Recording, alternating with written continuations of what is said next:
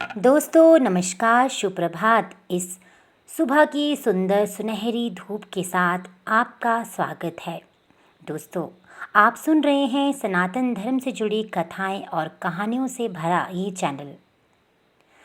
आज के इस चैनल में मैं आपके लिए लेके आई हूँ एक बहुत ही दिलचस्प, मार्मिक और मर्मस्पर्शी कहानी, जो है राधा रानी से जुड़ी हुई। और कहानी का शीर्षक है राधा रानी की शक्ति। गोवर्धन लीला के बाद समस्त ब्रजमंडल के कृष्ण के नाम की चर्चा होने लगी। सभी ब्रजवासी कृष्ण की जय जयकार कर रहे थे, उनकी महिमा का गान कर रहे थे। ब्रज के गोप गोपियों के मध्य कृष्ण की ही चर्चा हो रही थी। एक स्थान पर कुछ गोप और गोपियां एकत्रित थी और यही चर्चा चल रही थी। तभी एक गोप मधुमंगल बोला, इसमें कृष्ण की क्या विशेषता है? ये कार्य तो हम लोग भी कर सकते हैं। वहाँ राधा रानी की सखी ललिता भी उपस्थित थी। वह तुरंत बोल उठी, हाँ हाँ, देखी है तुम्हारी योग्यता। जब कृष्ण ने पर्वत उठाया था तो तुम सभी ने अपनी अपनी लाठियाँ पर्वत के नीचे लगा दी और कान्हा से हाथ हटा लेने के लिए कहा था। हाथ हटाना तो दूर, कान्हा ने थोड़ी सी अंगुली टेढ़ी की और तुम सब की लाठियाँ चटाचट टूट गई थी।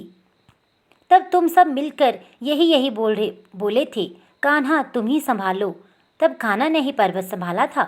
ये सुनकर मधुमंगल बोला, हाँ हाँ, मान लिया कि कान्हा नहीं संभाला, किंतु हमने प्रयास तो किया। तुमने क्या किया?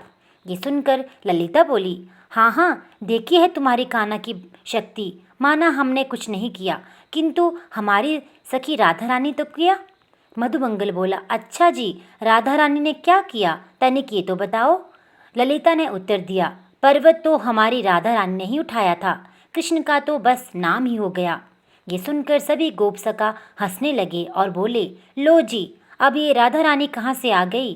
पर्वत उठाया कान्हा ने। हाथ दुखे कान्हा के। पूरे 7 दिन एक स्थान पर खड़े रहे कान्हा। न भूख की चिंता, न प्यास की, न थकान का कोई भाव, न कोई दर्द। सब कुछ किया कान्हा ने और बीच में आ गई राधा रानी।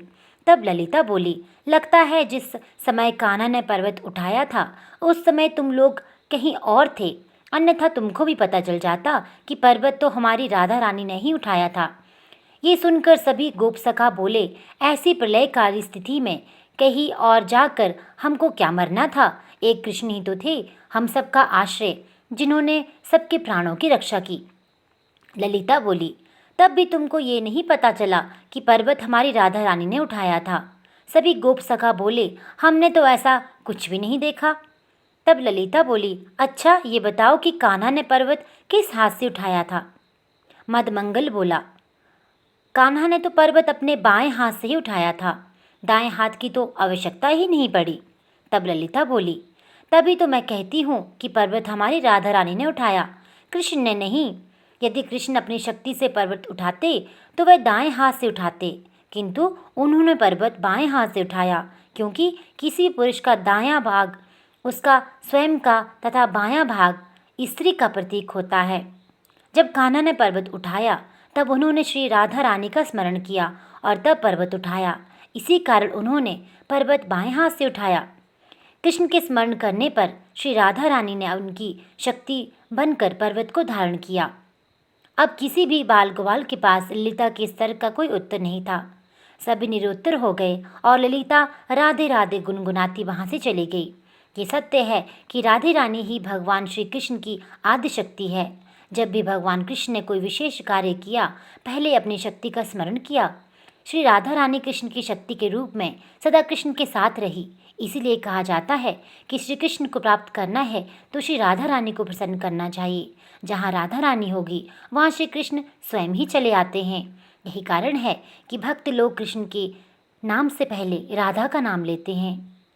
तो दोस्तों, कैसी लगी आपको ये कहानी, ये कथा?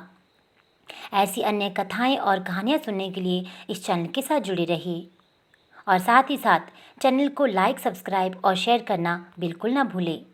और हाँ, अगर आप वीडियो में नए हैं तो इस चैनल को सब्सक्राइब करना भी ना भूलें। आपका दिन शुभ हो।